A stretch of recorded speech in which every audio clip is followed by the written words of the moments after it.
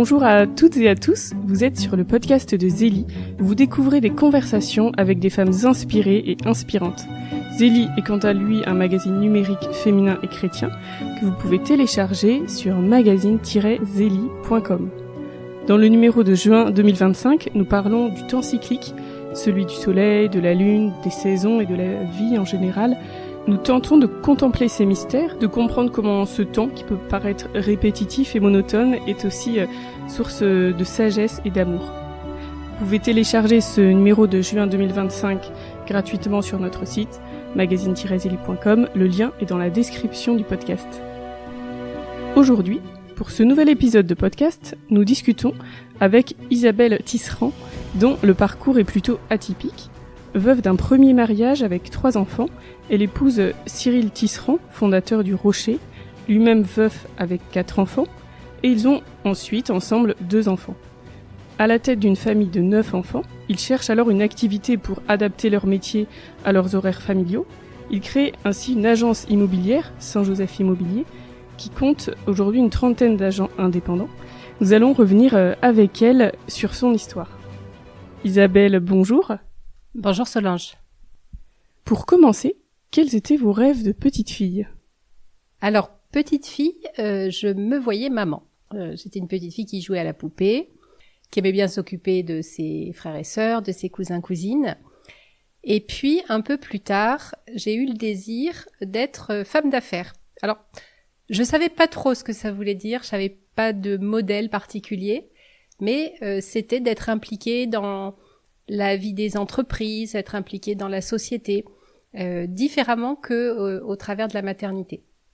Alors ça a été longtemps d'ailleurs un sujet de dilemme chez moi, parce que j'avais le sentiment qu'il faudrait que je choisisse entre être maman et avoir un métier qui me plaisait.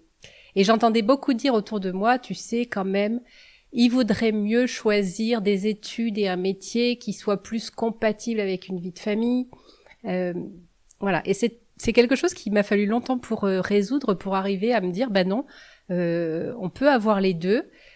Alors, c'est pas quelque chose qu'on résout tout seul, à mon avis, c'est quelque chose qui se résout ensuite en couple, qui se travaille en couple, parce que à ce moment-là, on est en équipe pour gérer tous les paramètres de la vie familiale et de la vie professionnelle. Voilà. Vous êtes chrétienne, comment avez-vous rencontré le Christ ? J'ai grandi dans une famille catholique pratiquante, donc on faisait la prière en famille, on allait à la messe le dimanche, et je pense que ça m'a apporté vraiment la foi. C'est ça, je remercierai jamais assez mes parents. Ça a été des graines qui ont perduré, même dans les moments où étudiante, j'étais moins fidèle sur la prière, moins fidèle peut-être sur la pratique aussi. Vraiment la foi, le fait que Dieu existe, que la providence veille sur nous, que l'Esprit Saint guide nos pas, ça, c'est toujours resté ancré. Vous grandissez à Marseille. Qu'est-ce qui vous a amené à travailler du coup dans le domaine de la banque et des finances ? En seconde au lycée, j'ai commencé l'économie et c'est une matière qui m'a beaucoup plu. Du coup, assez naturellement, je suis ensuite partie vers une filière ES. Ça s'appelait comme ça à l'époque. Maintenant, ce serait spécialité éco.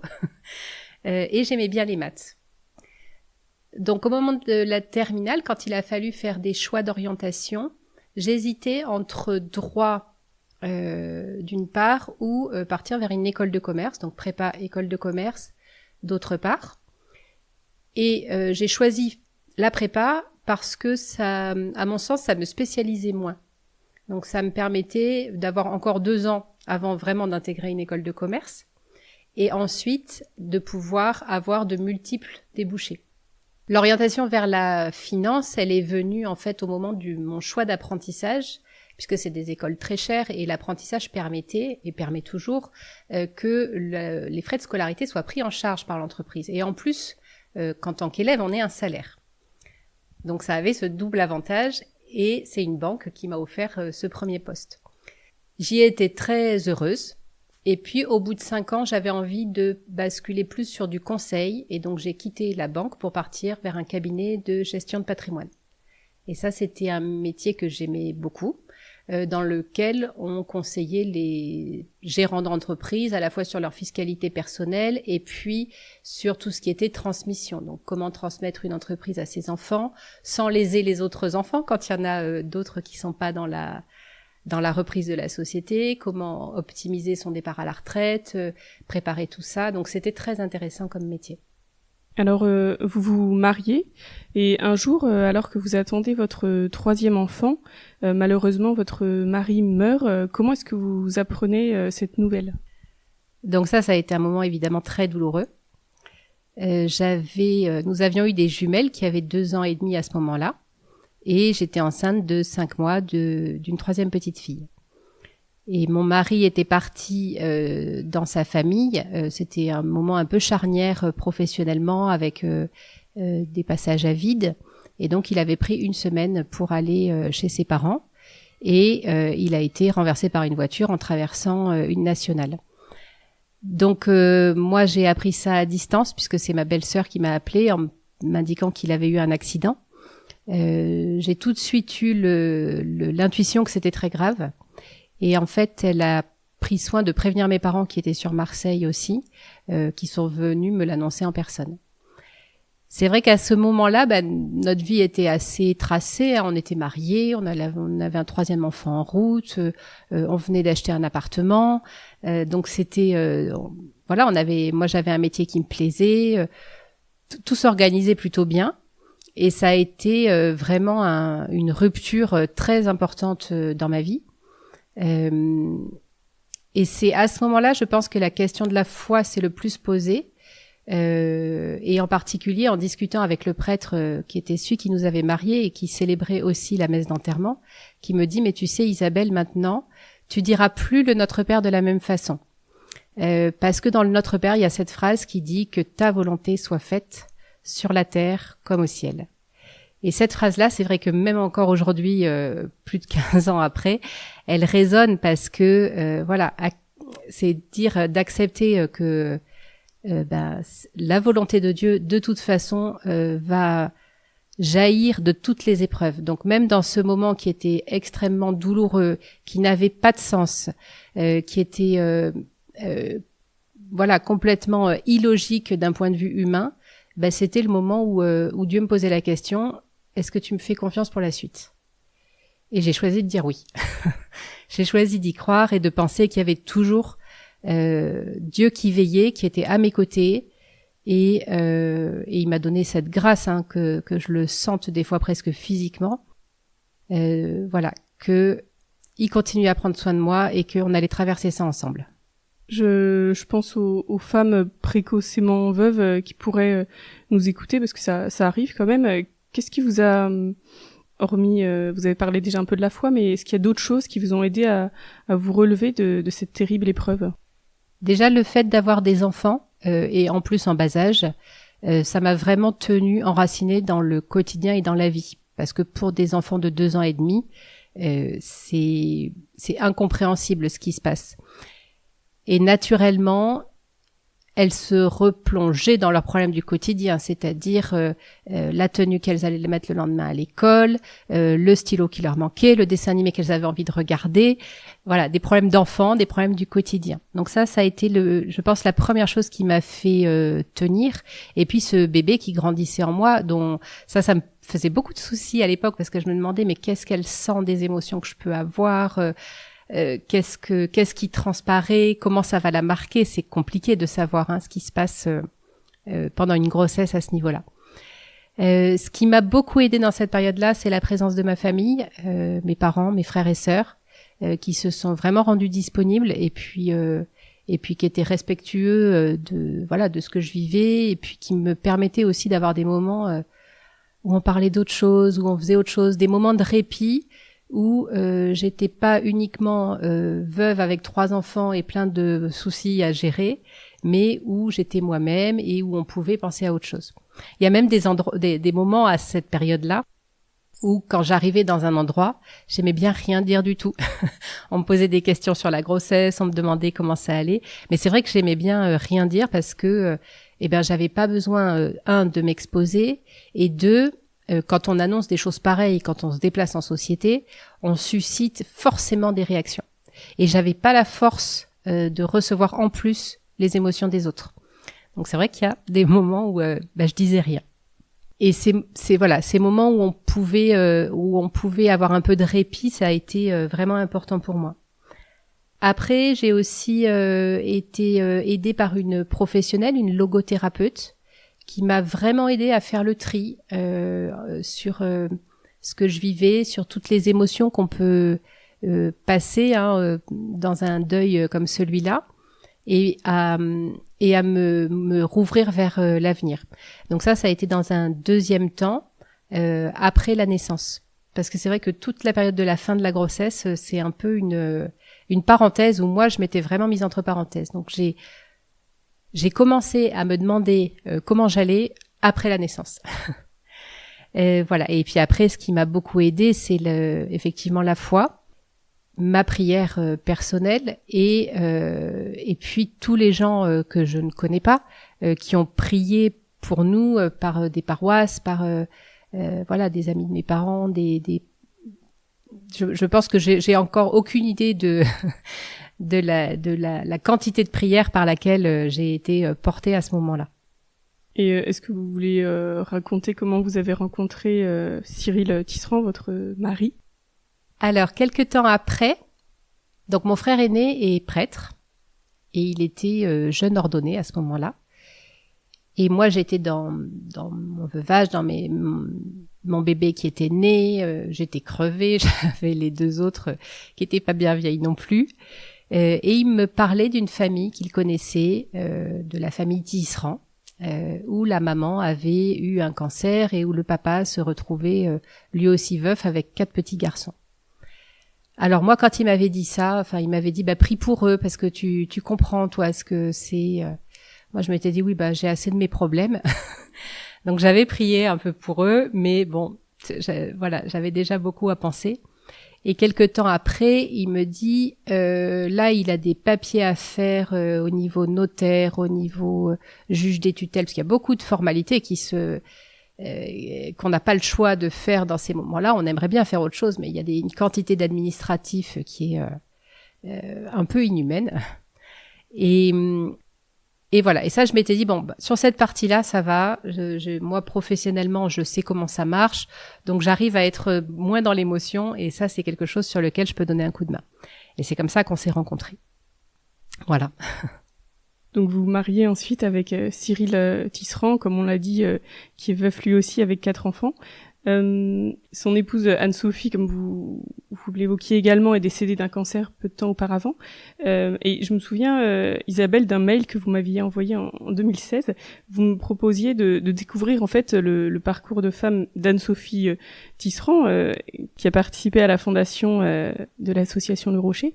Et vous me parliez d'un site qui reprend des écrits, des témoignages qui la concernent, anne-sophie-tisserand.com.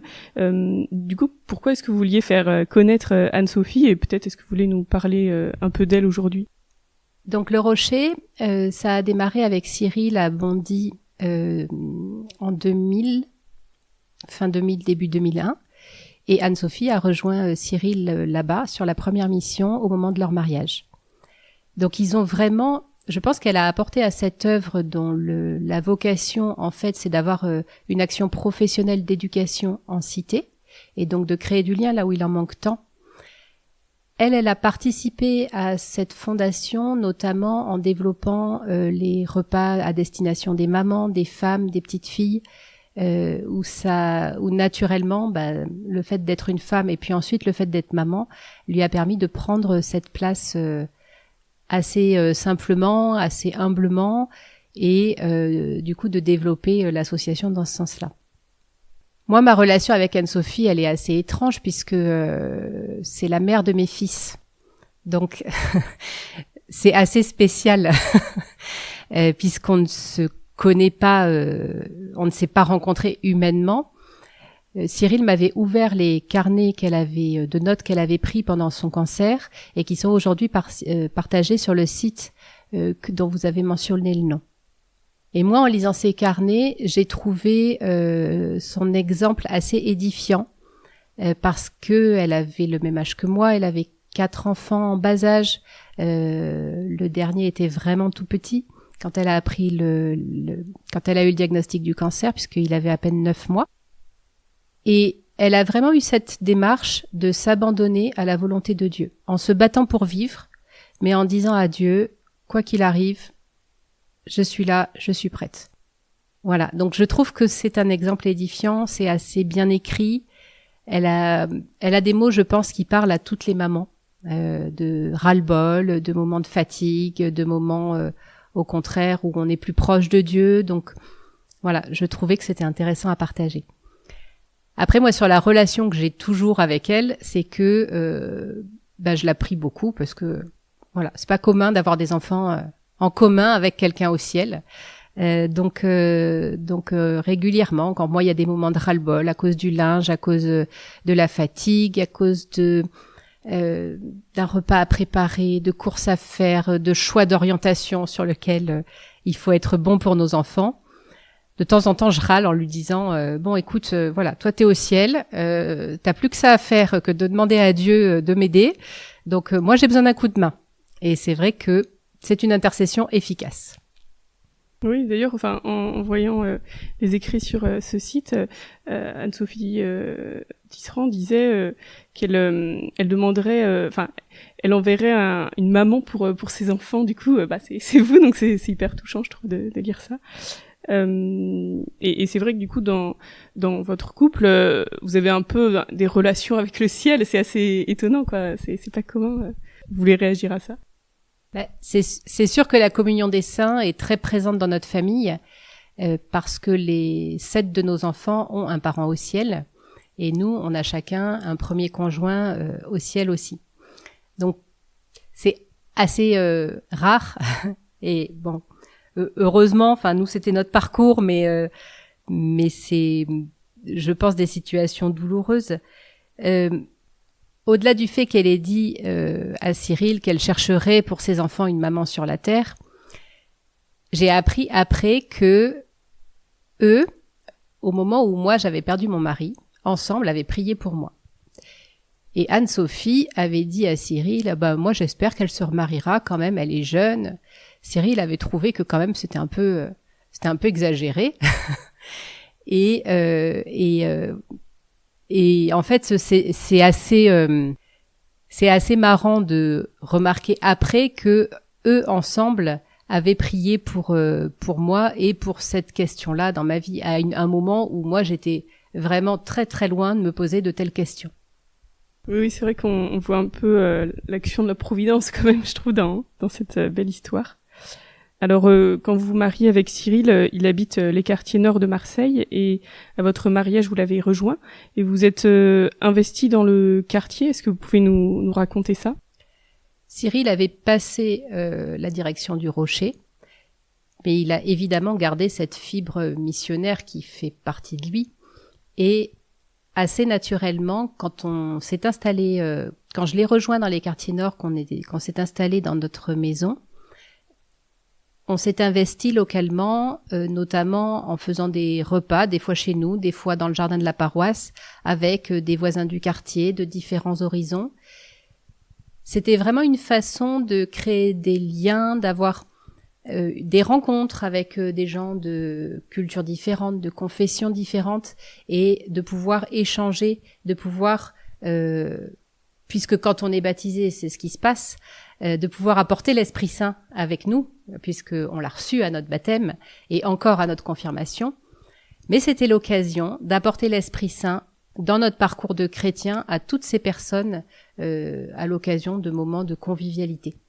Donc ça a été de très belles années et des moments très forts sur l'investissement auprès de la paroisse et puis localement. C'est un gros témoignage aussi pour nos enfants qui n'ont pas d'appréhension, eux, vis-à-vis de ces quartiers, puisqu'ils ont grandi dedans. Donc ça a un peu...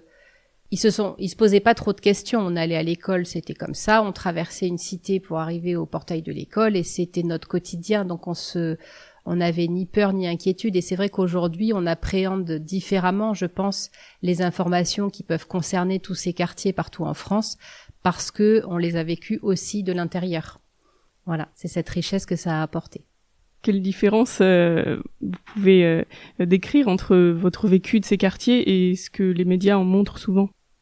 Alors, dans ce que montrent les médias, il y a une réalité sur la violence qui peut y régner, réalité sur les problèmes d'éducation qui peuvent y régner, et la nécessité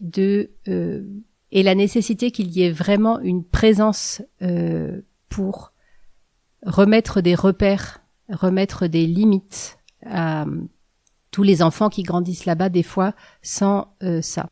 Ce qu'on voit aussi, c'est un très fort communautarisme. Les groupes, soit par leur origine, soit par leur habitation, fonctionnent en groupe et pas en tant qu'individu.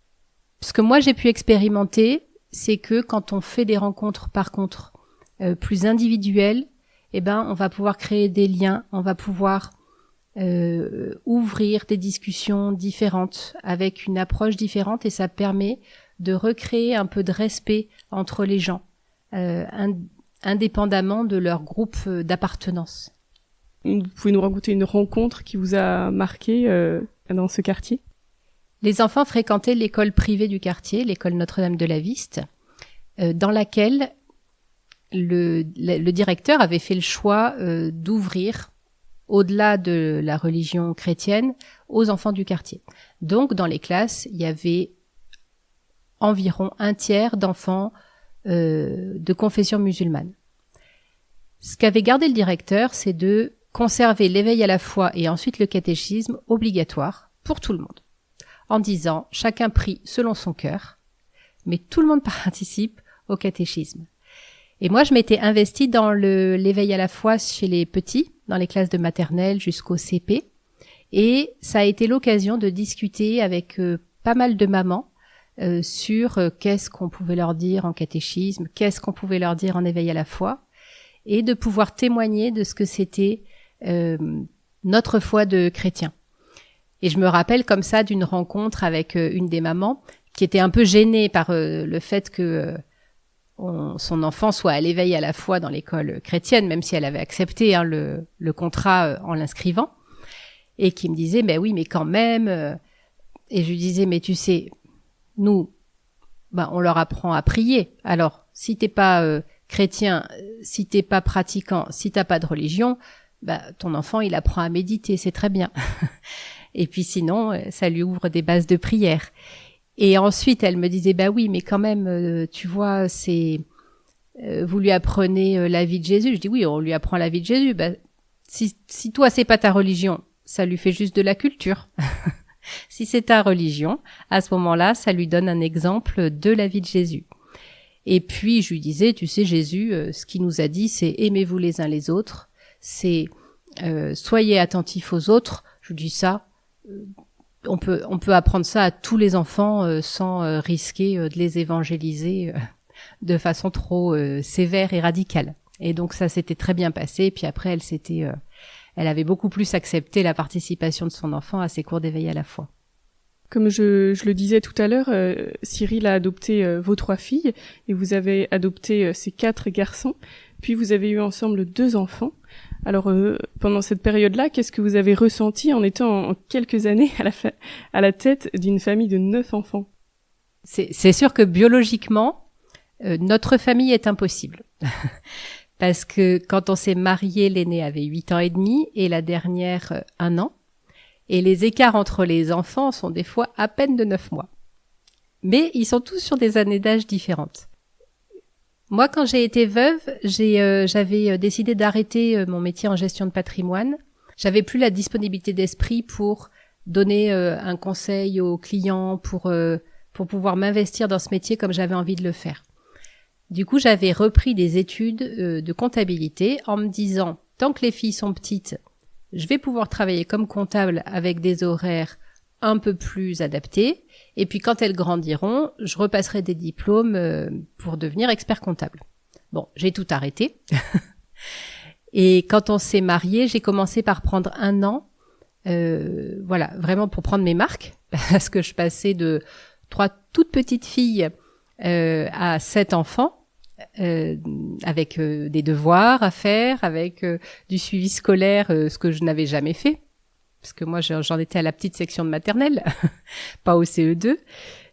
Donc j'ai pris vraiment cette année en me disant, voilà, cette année je fais rien d'autre, je m'occupe de notre famille, j'accompagne les enfants.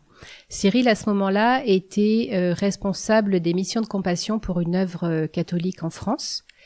Il avait quelques déplacements, mais surtout au cours de cette année, il a commencé à se poser la question d'avoir un second métier, parce que cet enfant, c'est pas le même budget non plus.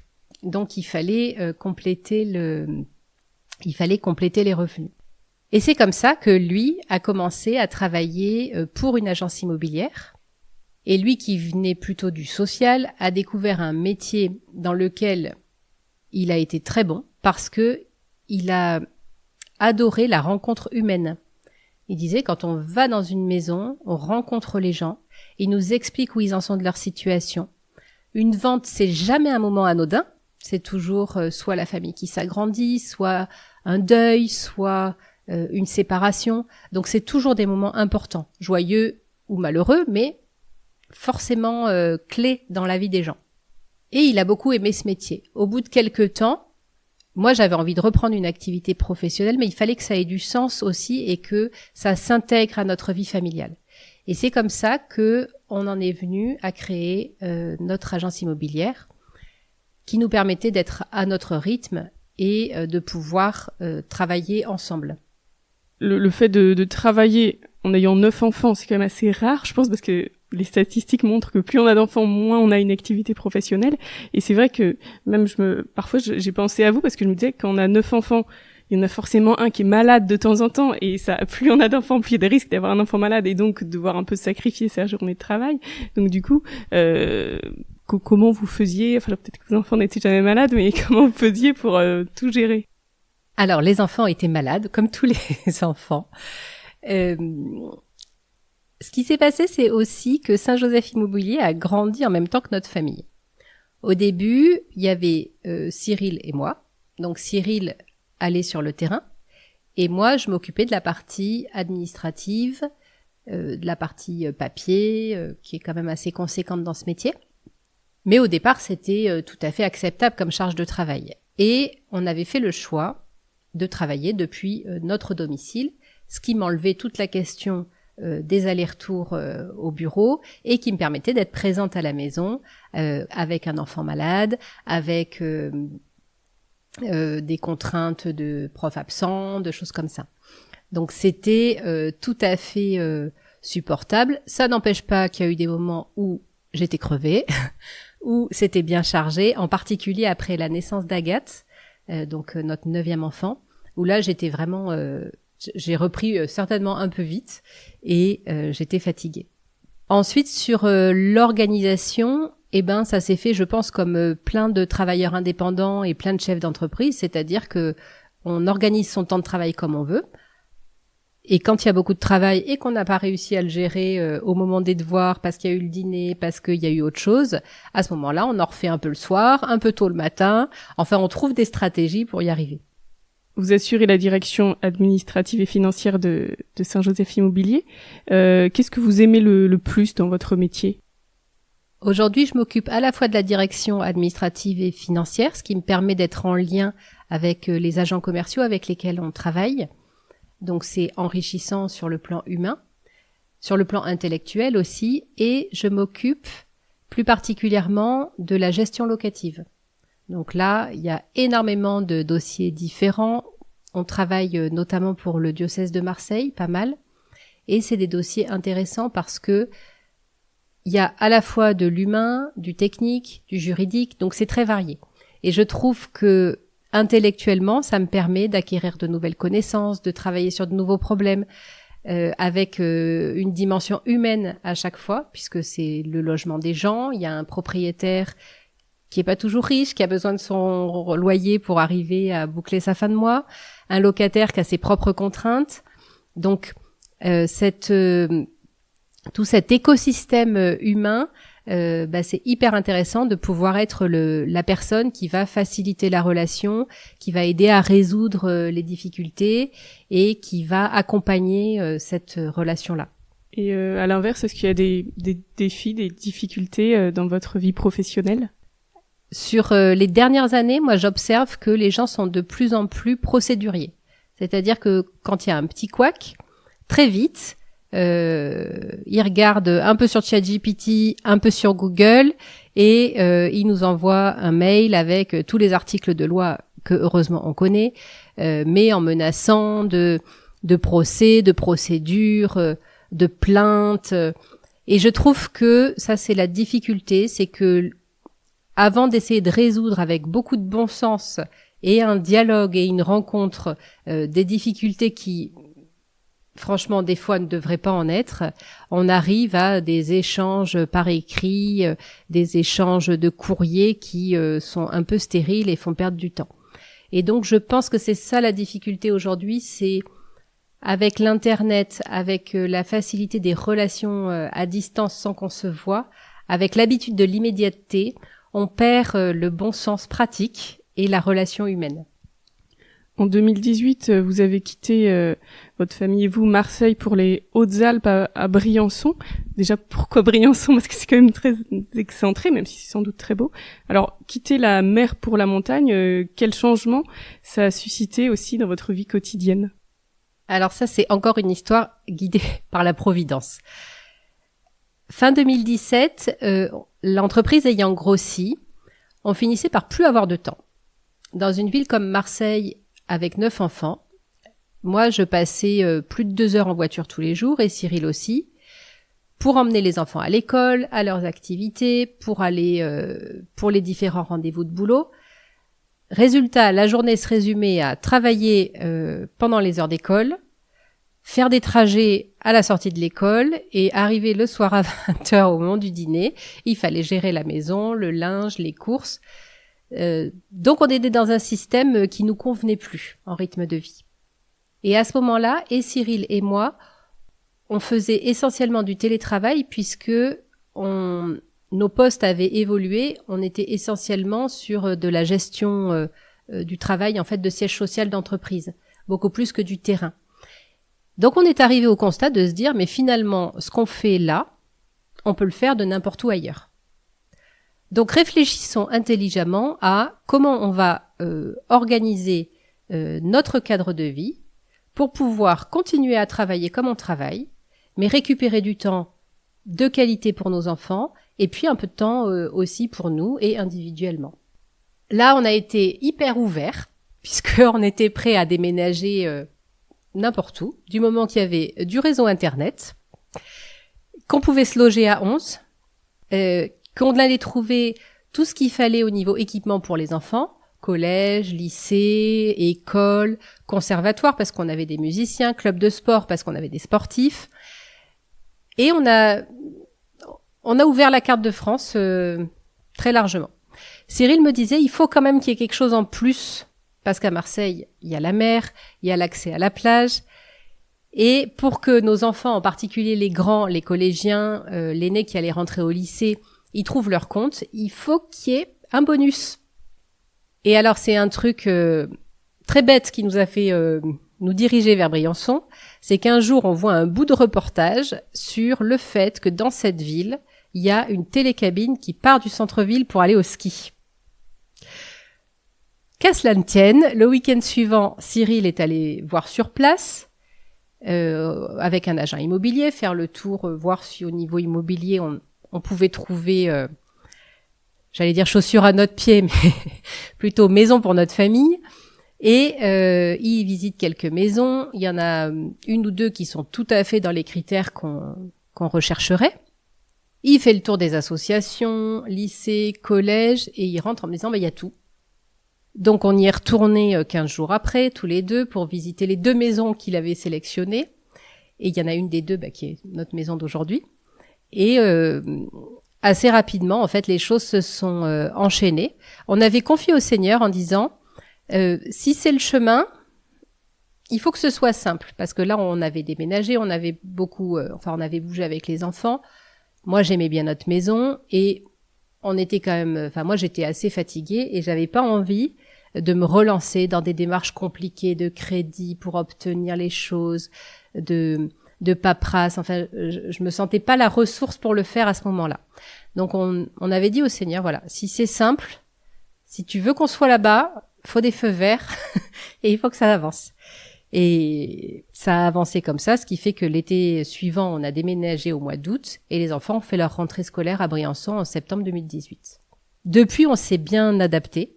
C'est vrai qu'on a retrouvé du temps parce que les temps de trajet forcément sont beaucoup plus courts puisque géographiquement tout est plus près. Les enfants se sont épanouis parce qu'il y a beaucoup d'activités de nature. Effectivement, l'accès au ski, puisque les écoliers briançonnais ont un tarif subventionné sur leur forfait qui fait que ils peuvent aller au ski le mercredi après-midi s'ils ont envie de faire un truc avec des copains, ce qu'on peut pas faire dans beaucoup d'endroits. Et nous, on a retrouvé du temps pour nous, ce qui permet qu'on ait pu l'un et l'autre avoir des activités en plus de notre travail et puis du temps en famille, vraiment plus de qualité que ce qu'on arrivait à faire les dernières années à Marseille. Et le prochain numéro de Zélie, ce sera en juillet 2025 sur la mer. Du coup, vous avez quitté la mer pour la montagne. Qu'est-ce que ça implique au quotidien? Alors la mer à Marseille, on la voyait, mais finalement, dans notre rythme de vie, on avait assez peu le temps d'en profiter. Moi, je suis plus nageuse, donc j'aime ça. Et c'est vrai que c'était un peu une frustration de se dire, on est à Marseille et puis finalement, on va jamais à la plage. La montagne, c'est un autre univers. On a découvert la neige en hiver, le déneigement. On a découvert le fait d'être dans une zone très touristique avec la population qui se multiplie par 6 au mois de février et qui revient à la normale au printemps et à l'automne. Et on a découvert un rythme de vie un peu plus authentique, un peu plus tourné vers la nature aussi, puisque Briançon, on n'a pas besoin de prendre la voiture en fait. Une fois qu'on sort de chez nous, en un quart d'heure, on est sur des sommets. La ville est déjà à 1300 mètres d'altitude, donc on est très vite en haute montagne, rien qu'en partant de la maison.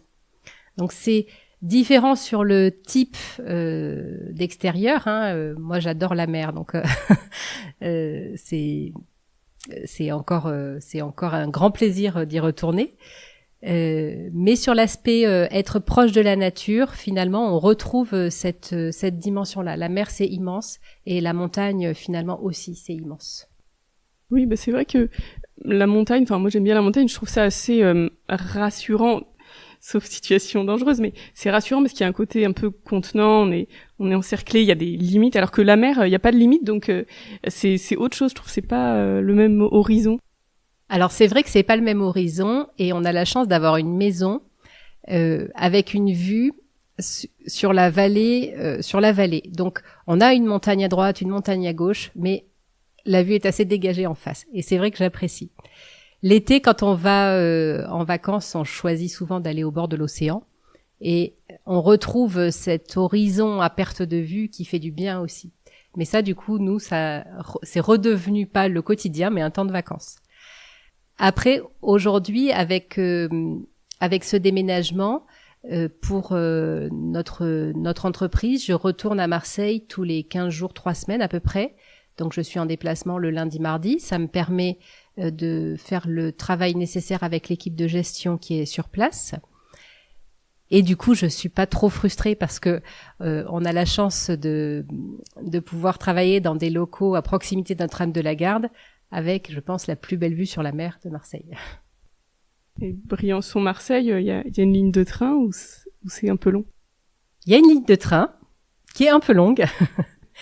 En voiture, on met à peu près 3 heures. En train, on met un peu plus de 4 heures. Mais 4 heures et demie, presque 5 heures des fois. Moi, j'aime bien les deux. Selon les rendez-vous que je peux avoir avant ou après, je vais prendre la voiture parce que ça va être plus facile. Et dans d'autres moments, là c'est ce que j'ai fait en début de semaine, je préfère prendre le train parce qu'en train, on a un petit moment où on a son ordinateur, où on peut travailler, où on est installé et on arrive à destination finalement, même si c'est plus long, sans trop y penser. En voiture, il y a un peu plus de fatigue nerveuse. Alors maintenant, on peut téléphoner avec les systèmes Bluetooth, mais c'est pas la même approche. Voilà. Alors, paraît-il avec les JO 2030, qui va y avoir des gros investissements sur le train, et que ça permettra d'arriver à Marseille en train en seulement 3 heures comme en voiture. À ce moment-là, le train aura ma préférence dans quasiment 100% des cas. Aujourd'hui, vos enfants ont entre 12 et 22 ans. Je crois que vous les encouragez beaucoup à la pratique sportive. Pourquoi cela ? Dans ma famille, on faisait pas tellement de sport. Je viens d'un milieu où c'est plutôt le scolaire en premier, on réussit à l'école, et le sport est un accessoire. Et Cyril, au contraire, avait vraiment cette culture de faire du sport, lui à titre personnel, et puis il a fait des sports de combat, notamment de la boxe en compétition. Et donc pour lui, il avait cette vision que on a un esprit, mais on a aussi un corps, et que les deux sont importants à entretenir. C'est pour ça que, naturellement, les enfants étaient petits quand on s'est mariés, mais ils se sont mis au sport assez jeunes. On habitait à Marseille en face d'un gymnase, donc ça simplifiait vachement les choses. Et les enfants ont commencé par la baby gym à 3 ans. Ce qui a fait évoluer le temps consacré au sport dans notre famille, c'est qu'on a des enfants qui ont été ce qu'on appelle détectés pour entrer dans des structures de haut niveau.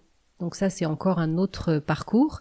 C'est ce qui faisait qu'on faisait énormément de kilomètres à Marseille, avec des choses très positives, des choses vraiment plus dures. Mais c'est à ce moment-là aussi que la relation au sport a changé. Quand ils deviennent adolescents, c'est un vrai plus d'avoir des enfants qui sont passionnés d'une activité physique, parce que ça les encourage à sortir de la maison, ça les encourage à avoir une vie sociale, ça les sort aussi de la vie fictive que les adolescents d'aujourd'hui sont malheureusement beaucoup trop à vivre au travers des écrans, des influenceurs, des réseaux sociaux, etc. Donc il y a toutes ces vertus-là qu'on retrouve dans le sport. Et puis, on apprend énormément de choses sur soi-même, sur ses capacités, sur la gestion de la frustration quand ça marche pas quand on veut, sur la gestion de la réussite aussi, et sur la gestion de l'échec, avec finalement assez peu d'enjeux pour la vie future. Mais je trouve que d'apprendre à gérer tout ça sur un match de karaté, une compétition de patinage, une compétition de gym, finalement, ce sera un atout après pour toute leur vie. Donc on aime bien les accompagner dans cette pratique, et puis chacun selon aussi ses goûts. On a eu des enfants qui ont fait du tennis en loisir, je pense qu'on a fréquenté à peu près tous les types de clubs de sport qui peuvent exister avec autant d'enfants. Vous êtes d'ailleurs présidente du club de patinage artistique de Briançon. Du coup, est-ce que c'est pour vous ou pour un de vos enfants ? Quand on est arrivé à Briançon, nos 3 dernières se sont mises au patinage artistique. Et puis, ça leur a plu, et donc elles continuent encore aujourd'hui. Et moi, j'avais envie de pouvoir m'investir dans la vie locale, et je trouvais que c'était, dans une association sportive, c'était un engagement intéressant pour comprendre ce qui s'y passe, et puis on développe énormément de choses différentes aussi, parce que dans les clubs de sport, ça va aller de l'organisation de galas, de créer du lien entre les adhérents, organiser des compétitions, travailler avec les entraîneurs qui sont les salariés du club. Donc il y a toute cette dimension-là qui me plaisait. Donc je suis rentrée dans le conseil d'administration assez vite quand les filles ont commencé le patinage. Et puis on m'a demandé d'en prendre la présidence il y a 3 ans, et ça me plaît beaucoup. Donc vous me demandiez si c'était pour les enfants ou pour moi. C'est à la fois pour les enfants, parce que c'est une autre façon de donner du temps pour ses enfants, de passer du temps avec eux sur une activité qui leur plaît et dans laquelle elles sont passionnées. Et c'est aussi pour moi parce que j'ai trouvé là-bas une équipe de mamans sympa, avec qui on arrive à mener des projets intéressants. Et c'est quand on mène des projets avec les gens finalement qu'on les rencontre pour de vrai. Est-ce que vous pouvez nous raconter une de vos journées, parce que j'ai l'impression quand même que vous faites plein de choses et vous êtes super dynamique. Alors, est-ce qu'on peut voir concrètement comment se passe votre journée ? Alors, je sais pas si j'ai vraiment une journée type, parce que j'ai l'impression que mes journées ne se ressemblent pas beaucoup les unes et les autres. En gros, la journée démarre le matin à 7 heures au moment du réveil des enfants. Et puis ensuite, c'est hyper variable en fonction des rendez-vous professionnels, des attentes spécifiques liées au club de patinage. Par exemple, en ce moment, comme on a créé des filières sport-études, il y a pas mal de réunions avec l'éducation nationale, avec les maisons de la performance, avec les comités départementaux olympiques pour organiser la rentrée septembre 2025. Donc ça prend du temps. Et c'est vrai que selon les semaines, mes journées ne se ressemblent pas tellement. Le temps qui est très important pour moi, c'est le petit temps, un peu de calme au moment où les enfants partent à l'école, où je peux prendre un temps de prière. Et c'est ça qui commence toutes mes journées. Après, sur les semaines, ce qu'on a conservé avec mon époux, c'est de dîner ensemble le vendredi soir. Et ça, c'est quelque chose auquel on ne déroge pas, d'avoir ce moment tous les deux, où on peut parler de plein de choses, de projets, d'idées, voilà, faire le bilan de là où on en est. Et c'est quelque chose, quand on peut pas le vendredi soir, on décale à un autre jour de la semaine, mais qui est vraiment important pour moi, ce moment de qualité en couple. Alors, pour finir, à chaque question courte, vous pouvez répondre de manière courte ou non. Complétez cette phrase. La personne humaine est un trésor et un mystère. Un livre que vous aimez. C'est difficile d'en choisir un, parce que j'ai des goûts très variés en littérature. Ça va de romans de Aurélie Vallogne à John Grisham, à Mère Teresa. Enfin, donc c'est très varié mes lectures. Un livre que j'affectionne particulièrement parce que j'ai participé à sa relecture, c'est Bâtisseurs d'espérance que Cyril avait écrit en 2016. Donc, où j'étais de l'autre côté du livre. Oui, je l'avais lu et c'est vrai que je l'avais trouvé très très touchant parce que c'est vrai que Le Rocher, ça reste un projet très très inspirant et qui donne beaucoup d'espoir. Une femme qui vous inspire? Sans hésiter, Zélie Martin. Modèle extrêmement moderne par à la fois sa vie familiale et la façon dont elle a organisé sa vie professionnelle. Dont ils ont, parce que c'est pas qu'une histoire de femmes, c'est une histoire de couple, dont ils ont organisé leur vie professionnelle pour que chacun puisse s'épanouir avec ses talents sans que ce soit au détriment de la vie familiale. Un moment qui vous ressource?